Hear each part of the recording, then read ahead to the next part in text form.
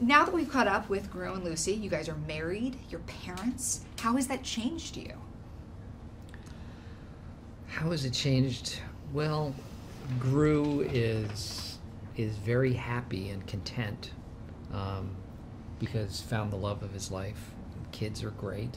I think Lucy's happy, but she's maybe a little more stressed because now she realizes she's a mom and didn't quite, I don't think she knew what she was signing up for. In the fact that, like, she's a mom now and has to have this relationship with these kids. But I think they're very happy together. Well, what happens when Drew shows up there and changes the dynamic?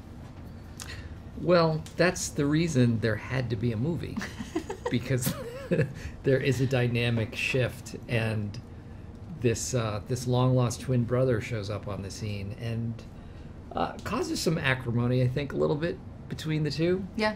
Because Drew, his brother, is enticing him to get back into a life of crime, and I don't think Lucy is very happy about that idea. That wouldn't work well for me. No, wouldn't work well. So we know that Gru and Drew are twins, and we know there's a different kind of hair, but how do you really tell the difference between the two of them? Well, their demeanor is slightly different. Gru is kind of a grump.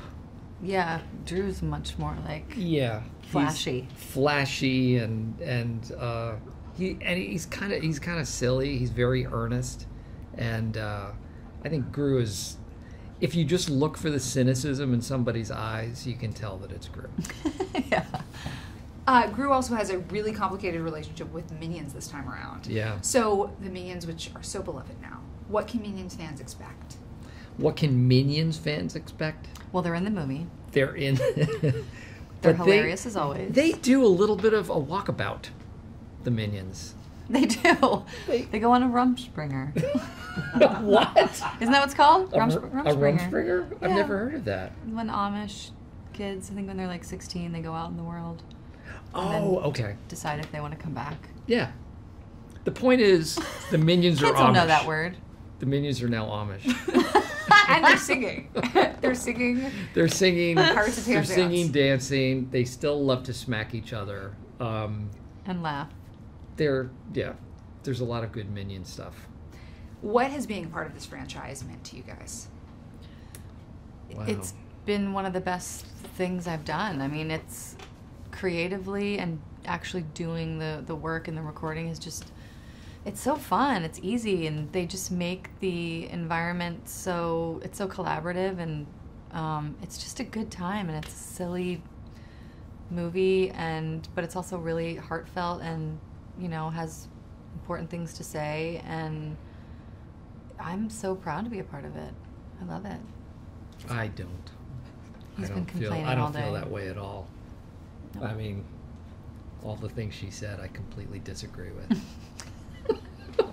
No, you know what? I think it puts a very nice energy into the world, and I'm happy to be a part of that.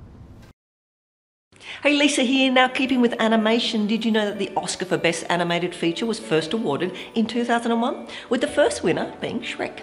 Now, for a film to be eligible, the animated feature must have a running time of more than 40 minutes, in which the characters' performances are created using a frame-by-frame technique. Also, a significant number of the major characters are animated, and the animation must figure in no less than 75% of the running time. Now, keeping with animation and the Oscars, Beauty and the Beast, Up and Toy Story 3 are the only animated films to have been nominated for Best Picture Oscar. However, Walt Disney was awarded an honorary Oscar in 1938 for Snow White and the Seven Dwarfs. What's your favourite animated movie? Let me know in the comments below. Keep up to date on all things animation by subscribing to our channel and clicking on the notification bell. See you next time.